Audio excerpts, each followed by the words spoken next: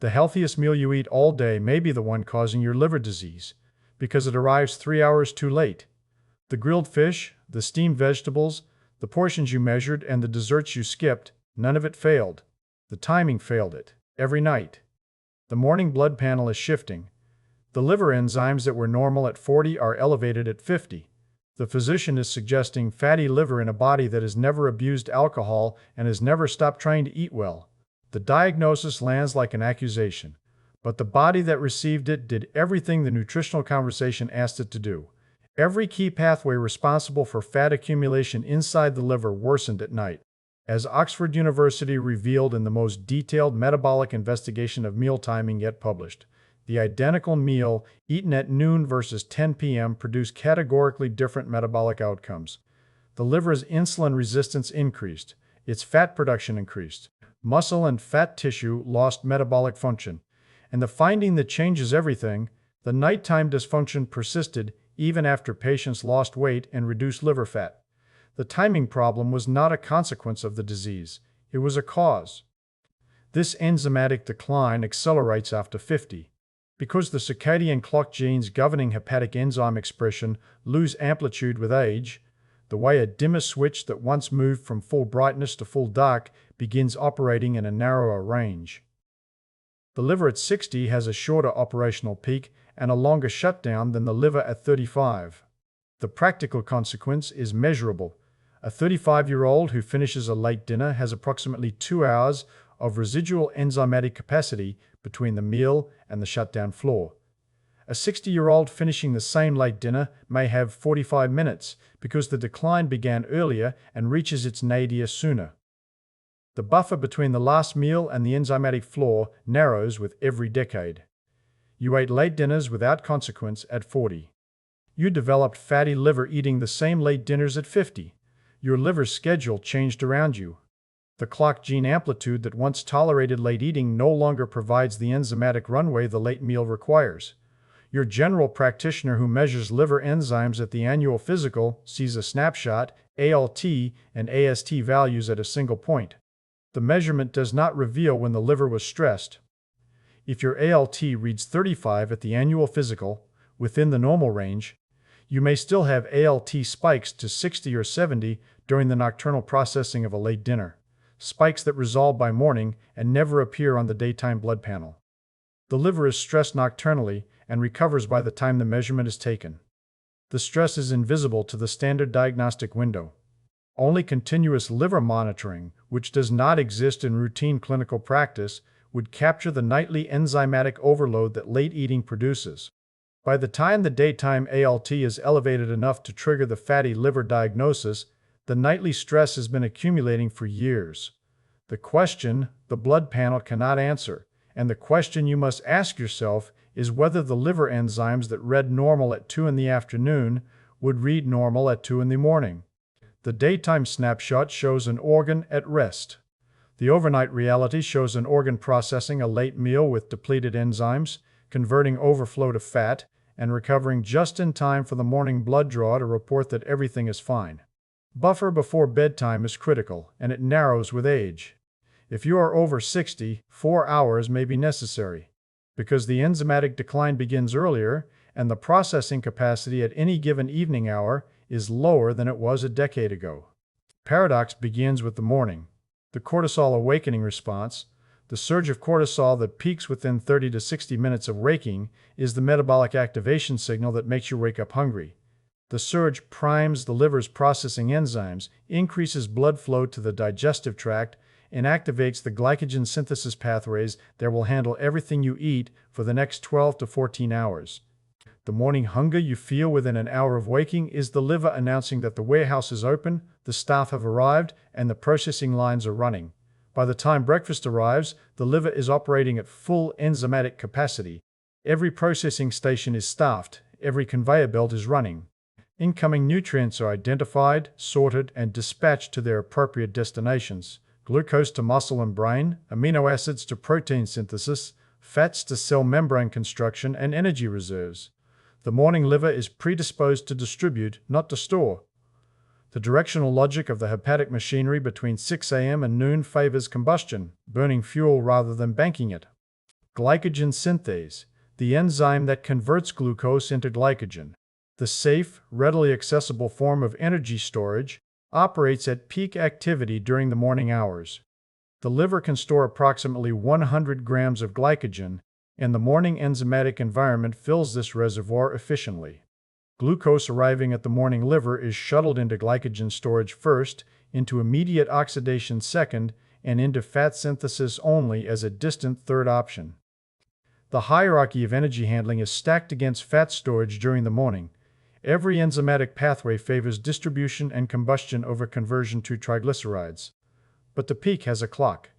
And the clock starts counting down from the moment the cortisol surge fires. Well, the operational peak extends through the daylight hours but does not sustain uniformly. The liver's processing capacity follows a curve, rising sharply with the cortisol awakening response, plateauing through the late morning and early afternoon, and beginning its decline approximately 8 to 10 hours after waking. The decline is gradual. It is a coordinated enzymatic downregulation driven by peripheral clock genes, the molecular timekeepers embedded in the liver's own cells that issue shutdown instructions independent of the brain's central clock in the suprachiasmatic nucleus. Disruption of the liver's internal clock produces metabolic dysfunction even when the brain's master clock remains intact, as Marcheva and colleagues discovered in Nature. The liver keeps its own time, independent, autonomous, and indifferent to your intentions. The liver's schedule does not wait for the brain to announce bedtime. Warehouse analogy earns its precision here. Imagine a distribution center that opens at 6 a.m. with a full complement of staff, receiving clerks, sorters, forklift operators, dispatchers. Every incoming delivery is processed within minutes, sorted into the correct output bay, and shipped to its destination. By 2 p.m., the facility is still running at near peak efficiency. The post-lunch liver has adequate enzymatic capacity to handle the midday meal's nutrient load. The afternoon represents the transition zone. Processing capacity is declining, but remains substantially above the evening floor. The 2 p.m. liver handles a moderate meal effectively. The 5 p.m. liver handles a light meal adequately. The early evening liver handles a minimal meal marginally. The late evening liver handles any meal poorly. The decline is continuous, not stepwise. There is no single moment when the liver closes. The enzymes downregulate gradually across the evening hours, which is why the buffer before bed is a guideline rather than a cliff edge. By 6 p.m., half the staff has gone home. The conveyor belts are slowing. The sorting stations are closing. By 9 p.m., a skeleton crew remains, enough to handle emergency deliveries but fundamentally incapable of processing a full truckload. The delivery that arrives after the shift change does not get sorted. It does not get dispatched. It sits on the loading dock, unprocessed, and by morning it has been converted to the only thing the depleted overnight shift could do with it: shove it into long-term storage. Inside the liver, that long-term storage is intrahepatic fat, visible on ultrasound as a bright hyperechoic pattern, measurable on blood tests as elevated ALT and AST, and diagnosed clinically as steatotic liver disease. The food that arrived after the enzymatic shutdown had nowhere to go except into fat droplets deposited within the liver's own tissue. Night shift crew is not lazy. It is performing essential maintenance. The overnight hepatic program includes autophagy, the cellular self-cleaning process that removes damaged organelles and misfolded proteins from liver cells. The crew is repairing conveyor belts, servicing processing stations, clearing debris from the day's operations. When a full delivery arrives at the loading dock during this maintenance window, the crew must abandon repair to handle the incoming cargo. But it handles the cargo badly, with the wrong tools, through the wrong pathways, producing fat instead of fuel. The maintenance work goes unfinished. The liver that should have been cleaned and repaired by morning instead spent the night manufacturing fat from food it could not properly process. Both programs suffer, the processing and the repair. You know the warehouse schedule: when it opens, when it closes, and what the shift change means. The question shifts from THAJW, shuts down, to HOW, through which specific pathways late food becomes liver fat, and why the damage persists even after the fat is cleared. But the shutdown extends beyond the enzymes. The entire feeding infrastructure decelerates through a hormonal cascade that begins in the pineal gland. Melatonin, the molecule you associate with sleepiness, is not merely a sleep signal. It is a systemic metabolic instruction. As light diminishes in the evening, melatonin secretion rises, and its effects extend far beyond the brain. In the gut, melatonin slows motility. The muscular contractions that move food through the digestive tract decelerate, meaning food sits longer in the stomach and small intestine. The heaviness you feel after eating late, the sensation of food sitting in your stomach at midnight that was never present after the same meal at noon, is the melatonin-driven motility reduction holding food in a digestive system that has already begun its overnight deceleration. The stomach that emptied in 90 minutes at noon may take 3 hours at late evening. The food is not heavier. The system processing it is hormonally slower, enzymatically depleted, and directionally shifted from distribution towards storage. Gastric emptying slows. In the pancreas, melatonin reduces beta cell insulin secretion. The hormone required to shuttle glucose from the bloodstream into cells becomes less available precisely when the liver's ability to process that glucose is already declining. The combination is mechanistically precise. The gut holds food longer, the pancreas produces less insulin, and the liver has fewer enzymes available to process what eventually arrives.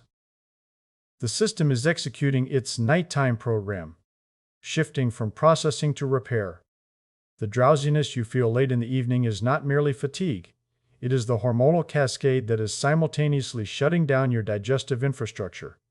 The heaviness in your eyelids and the heaviness in your stomach after a late meal share a common hormonal driver. Melatonin is closing both systems at once, and the food that arrives during the closure competes with the repair program for the liver's limited overnight capacity. Insulin resistance that develops in the evening is physiological, programmed, and purposeful. The body reduces its sensitivity to insulin in the evening because the intended program is to stop receiving fuel and begin repair. Cells that respond less to insulin absorb less glucose from the bloodstream, which is the correct metabolic state if no food is arriving. The problem emerges when food does arrive during this programmed resistance. Glucose levels rise higher after an evening meal than after the identical meal at noon, remain elevated longer, and the pancreas must secrete more insulin to achieve equivalent glucose clearance. The beta cells work harder. The liver receives glucose in a hormonal environment that favors fat synthesis over glycogen storage. You test your blood glucose 2 hours after a late dinner and find it at 140, a reading that would have been 110 after the same food at noon. You are seeing the circadian insulin resistance program encountering food it was not expecting to receive. The metformin that millions of adults over 50 take to improve insulin sensitivity operates on the same system, but metformin cannot override the circadian program. The medication improves basal insulin sensitivity without restoring the circadian amplitude. A late meal on metformin still encounters programmed evening insulin resistance, less severe than without the medication, but still meaningfully worse than the same food at noon. Now, fructose reveals the timing mechanism most clearly because fructose has no alternative processing pathway. Glucose can be metabolized by every cell in the body. Muscle, brain, kidney, fat cells all possess the enzymatic machinery to process glucose directly. Fructose cannot. Fructose goes exclusively to the liver, where a single enzyme, fructokinase, initiates its processing. The liver is the only organ that can handle fructose at all. During the morning and early afternoon, fructokinase activity is robust. Fructose arriving at a liver with active fructokinase is phosphorylated, enters the glycolytic pathway, and can be converted to glycogen, safe, accessible energy storage. During the evening, fructokinase activity declines as part of the hepatic circadian shutdown. Fructose arriving at a liver with depleted fructokinase cannot be processed through the normal pathway. The molecule is instead shunted into de novo lipogenesis, the liver's fat manufacturing pathway, and converted to triglycerides that are deposited as intrahepatic fat. Consider the evening fruit bowl: grapes, apples, mango, dried dates, eaten as a virtuous dessert substitute after a disciplined dinner of lean protein and vegetables. The fructose content of a typical fruit serving ranges from 12 to 25 grams. At noon, the liver processes this through active fructokinase into glycogen. At that late hour, the liver shunts this through depleted fructokinase into triglycerides. You replaced ice cream with fruit and feel virtuous about the substitution. But the substitution changed the nutritional quality of the substrate while delivering it during the same enzymatic shutdown. The substrate improved. The timing did not. The health benefit of the fruit is real. The vitamins, the fiber, the antioxidants are all present. But the fructose component is processed by a clock-gated enzyme, and the health halo of the fruit does not extend to the timing of its consumption.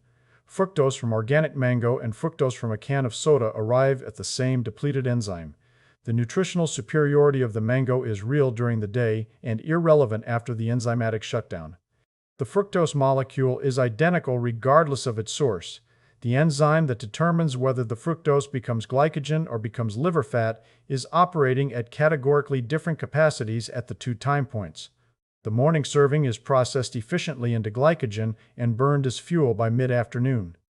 The evening serving is stored, as fat, inside the organ that was supposed to process it. The de novo lipogenesis pathway, the liver's fat manufacturing sequence, is not merely a backup system. It is an active metabolic program that upregulates in the evening as part of the circadian shift toward energy storage. The evening liver is not just passively unable to process fructose through the normal pathway, it is actively primed to convert excess substrate into fat. The molecule arrives at an organ that has simultaneously reduced its processing capacity and increased its fat production capacity. The timing is a double mismatch: less processing, more conversion. The fat that accumulates does not sit inert. Once intrahepatic fat reaches a threshold, the liver's repair cells, stellate cells, named for their star-shaped structure, activate. Their role in a healthy liver is to store vitamin A and remain dormant. In a fat-laden liver, they transform into scar-producing cells, laying down fibrotic tissue that gradually replaces the healthy liver cells beneath. The liver's overall metabolic capacity decreases further. The fat that accumulated because of reduced enzymatic capacity causes further reduction in enzymatic capacity. The cycle is self-reinforcing. Late eating produces intrahepatic fat. Intrahepatic fat reduces hepatic function. Reduced hepatic function makes the liver less able to handle even moderately timed meals, narrowing the safe eating window further. And then, the Oxford finding transforms the clinical picture. Hepatic insulin sensitivity, whole body fat oxidation rates, de novo lipogenesis activity, and peripheral tissue metabolic function were measured during both daytime and nocturnal windows in the same patients, as Margeau and colleagues demonstrated at the Radcliffe Department of Medicine. Not comparing different groups, but comparing one liver at two different times of day. The patients had metabolic dysfunction, associated steatic liver disease, the condition previously called non-alcoholic fatty liver disease, renamed to reflect that the metabolic dysfunction driving it has nothing to do with alcohol and everything to do with how and when the liver handles incoming nutrients.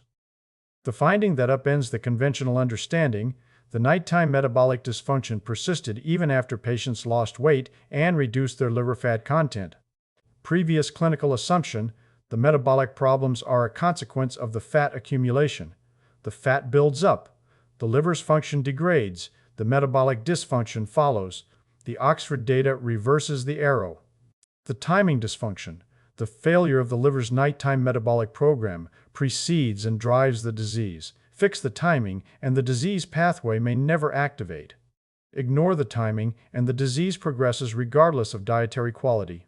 Reviewing my own eating log that week, a 30-day record I'd been maintaining for an unrelated trekking project, the pattern was stark. The days when my final food intake occurred early enough for the liver to process it, my fasting morning glucose averaged 88 milligrams per decilitre. The days when dinner extended past the shutdown hour, same foods, same portions, same macronutrient ratios, fasting glucose averaged 103. 15 points of difference from the identical diet separated by timing alone. The eating log showed something else I had not expected. The late dinner nights were not nights when I ate more. Several of them were nights when I ate less total food than the early dinner days. A light late dinner because I had been busy and missed my usual window. Less food, later timing, worse glucose. The liver did not care about the caloric content. It cared about the hour. A 400-calorie dinner at 6 p.m. produced a fasting glucose of 86. A 300-calorie dinner at late evening produced a fasting glucose of 107. Fewer calories, higher glucose. The enzymatic capacity at 6 p.m. handled 400 calories effortlessly. The depleted capacity at late evening could not handle 300. The liver that received the early meal was enzymatically equipped to process it. The liver that received the late meal was already in shutdown. running on the depleted overnight capacity that converts what it cannot process into what it can store. And then, the additional data from a 32,000 participant cohort study confirmed the epidemiological pattern behind the biochemistry. Late night snacking combined with breakfast skipping, the pattern where the largest nutrient loads arrive during the lowest hepatic capacity and the highest capacity window, receives nothing, produced the highest risk of metabolic dysfunction, associated steatotic liver disease in the entire cohort. 40% of patients with the condition consumed more than 40% of their daily calories at dinner. The arithmetic is the physics. The largest delivery arriving after the warehouse sent most of its processing and sorting staff home for the night. The pattern is culturally embedded. Across most Western societies, dinner is the largest meal of the day, consumed during the evening hours. The tradition developed when physical labor continued until sundown, and the evening meal replaced the day's caloric expenditure. You work at a desk, you commute by car, and your afternoon physical expenditure is a fraction of the manual laborers. Yet you consume the day's largest caloric load during the liver's lowest processing capacity to replace energy that was never expended. The cultural architecture of the three-meal day positions the heaviest load at the worst hour for the organ that must process it. The tradition predates the science by centuries. Dinner as the main meal is a cultural inheritance from an era of physical labor that modern sedentary life never updated. The science reveals the metabolic cost the tradition imposes. Eating 4 hours later makes a significant difference for hunger levels, calorie burn rate, and fat storage rate, as Stier and colleagues determined at Harvard Medical School. 4 hours, the minimum effective timing shift? The intervention is eating earlier. When the day's largest caloric load shifts from the evening to noon, same calories, same macronutrients, the liver that receives the load is operating at peak enzymatic capacity rather than running its maintenance program. Breakfast and lunch become the substantial meals. Dinner becomes the lightest, consumed approximately 3 hours before habitual bedtime. 7 p.m. For most adults over 50, with a late evening bedtime, the last food should cross the lips by 7 before the head hits the pillow. That buffer is the minimum between the final meal and the enzymatic floor. The liver at 7 p.m. still has residual processing capacity. The late evening liver is running on depleted overnight capacity. The buffer is the difference between cargo that gets processed into usable energy and cargo that gets converted to fat deposited inside the organ that was supposed to process it. The total caloric intake does not change. The macronutrient composition does not change. The food quality does not change. The only variable that changes is which version of the liver receives the load, the fully staffed morning shift operating at peak enzymatic capacity or the depleted shift running the overnight maintenance program.